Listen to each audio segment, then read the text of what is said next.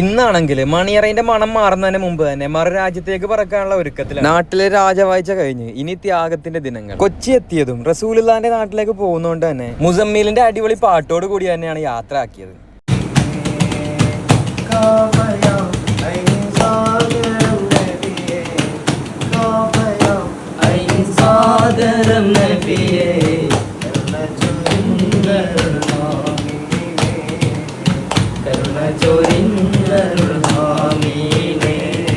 Cab വന്നെത്തി, ആളെ പരിചയപ്പെട്ടത് ഓനാണെങ്കിൽ സ്ഥിരമായിട്ട് നമ്മുടെ വീഡിയോസ് കാണുന്ന ആൾ. എയർപോർട്ട് എത്തി, കുറച്ചു നേരം സംസാരിച്ച് നിന്ന് ഡോക്യുമെന്റ് ഒക്കെ എടുത്ത് പുറത്ത് വെച്ചതും പണ്ടെന്നും ഇല്ലാത്തൊരു നീറ്റിലാണ് നെഞ്ചിന്റെ അകത്തുനിന്ന് ഇനി എപ്പോ എന്നുള്ളൊരു ചോദ്യത്തിൽ അങ്ങനെ ഡോക്യുമെന്റ് വെരിഫിക്കേഷൻ ഒക്കെ കഴിഞ്ഞ് അകത്ത് കയറിയതും ഇവിടെ ആണെങ്കിൽ ഒറ്റൊരു മനുഷ്യനില്ല. ഇനിയിപ്പോ എങ്ങാനും ഫ്ലൈറ്റ് പോയോ പടച്ചോനെയും വിളിച്ചൊരു നീട്ടിയൊരു നടത്താണ്. എന്തായാലും ടൈം ഉള്ളത് കൊണ്ട് തന്നെ നിസ്കരിച്ചേക്കാന്ന് വെച്ച് കയറിയപ്പോ അവിടെയും യൂസുഫ് മാഷാ അല്ലാ.